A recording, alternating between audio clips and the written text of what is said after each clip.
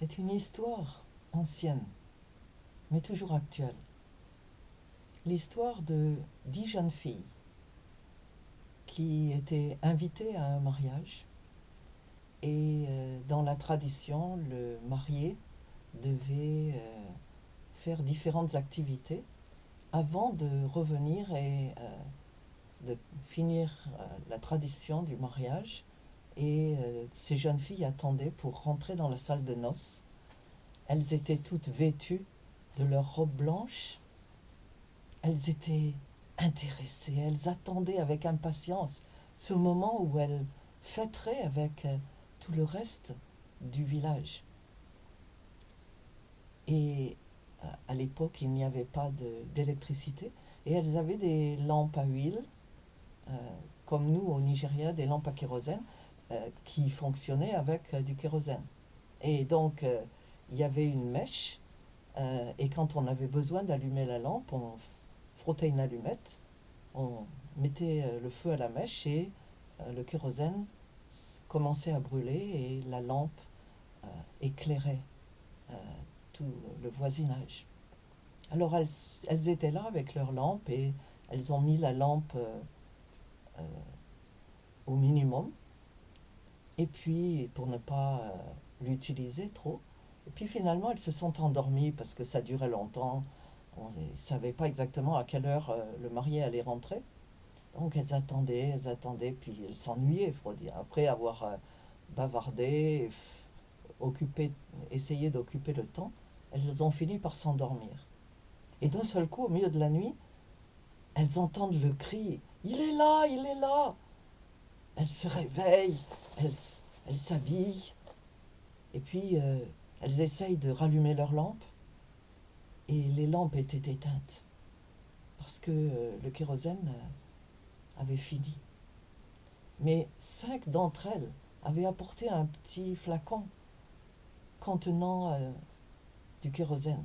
Et donc elles ont remis du kérosène dans leurs lampes et ont allumé leurs lampes. Les 5 autres se sont trouvées sans rien, avec des lampes éteintes. Et elles ont dit aux autres: s'il vous plaît, je vous en prie, donnez-nous un peu de kérosène. Et les autres ont dit: ben non, on a fini toute notre réserve, on ne peut plus rien faire, mais il y a le petit marché de nuit qui est encore là, vous pouvez toujours y aller. Alors elles sont parties chercher du kérosène. Et celles qui étaient prêtes, avec leurs lampes allumées, sont entrées à la suite du marié et de son entourage dans la salle de noces. Et on a fermé la porte, parce que normalement, personne ne laisse une porte extérieure ouverte la nuit. On a fermé la porte et on l'a bien barricadée contre les voleurs et les cambrioleurs. Et la fête a commencé. Quand les 5 autres sont arrivés, après avoir rallumé leurs lampes, elles ont frappé, tambouriné. Personne ne voulait ouvrir. Elles ont dit: mais on fait partie des invités, on est là, on est prêts. Et le portier a appelé finalement le marié en lui disant: elles font un raffut pas possible, viens voir. Et il leur a dit: qui est-ce? Qui êtes-vous? Elles ont dit: mais on fait partie des invités. Il y a Sabine, il y a Marie, il y a Joséphine, il y a euh, Thérèse. Et il leur a dit: désolé, je ne vous connais pas.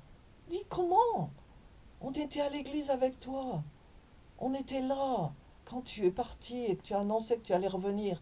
On priait, on a servi l'église, on a participé aux délivrances, on était actifs, on a donné à manger aux pauvres. Il a dit: je ne vous connais pas. Partez, allez-vous-en. Cette histoire pourrait être une histoire de l'ancien temps, mais c'est une histoire qui pourrait arriver à n'importe qui d'entre nous. Nous tous qui ont répondu à l'appel de Jésus, le marié. Nous tous qui avons accepté l'invitation à la noce. Nous tous qui servi l'Église, qui ont demandé à être acceptés comme membres et qui ont été acceptés. On nous a serré la main à l'Église, on a dit « Vous êtes bienvenus ». On comptait sur nous, on était là quand il fallait prier, on était là quand il fallait aider à la distribution de la communion, on était là quand l'Église avait besoin d'aide. Mais petit à petit, la routine s'est installée. On a commencé à se dire que c'était un peu ennuyeux de prier tous les jours, de lire la Bible.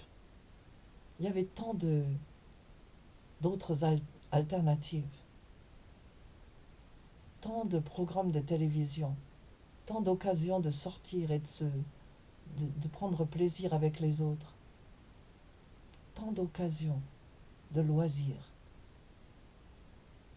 Jésus a dit « Je viens bientôt ».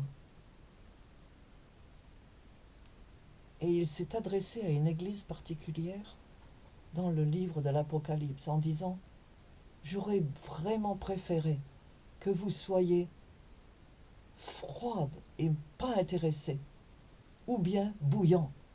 Mais vous n'êtes ni l'un ni l'autre. Vous êtes des chrétiens tièdes. La passion vous a quitté. Vous avez oublié votre premier amour. » Et il nous a avertis. Plusieurs endroits dans la Bible, dans l'Ancien Testament, dans le Nouveau Testament. Ce n'est pas juste une parole, mais plusieurs. L'histoire des vierges sages et des vierges folles est un exemple. L'histoire des apôtres Pierre, Jacques et Jean qui étaient là à Gethsémani avec Jésus, et Jésus agonisait mentalement, sachant qu'il allait mourir le lendemain matin, et qui leur disait « J'ai besoin que vous priez avec moi ». Et leurs yeux étaient lourds, ils se sont endormis. Jésus est revenu « Réveillez-vous, réveillez-vous, la chair est faible, il faut se réveiller, il faut prier ». Dès qu'il était parti, ils ont recommencé à dormir. Et la troisième fois, quand il est revenu, il leur a dit « Trop tard, celui qui me trahit est là ». Et le résultat immédiat, c'est que dès que Judas est arrivé avec les autres, ils se sont enfuis. Ils ont tous laissé Jésus. Et vous pouvez toujours dire comme Pierre le même jour, plus tôt, « Oh, je ne te laisserai jamais, je suis prêt à mourir avec toi. » Ce jour-là, il a oublié, il a tout oublié. Mais à la dernière minute, il s'est repenti. Mais qui sait si vous aurez le temps de vous repentir le jour où Jésus revient? Qu'il revienne à la fin des temps ou qu'il revienne pour vous appeler à passer à travers la mort pour le rejoindre. Serez-vous prêts quand il viendra? Mes frères, mes sœurs, c'est une chose sérieuse. Il n'y a rien de plus sérieux que cette histoire. Alors, considérez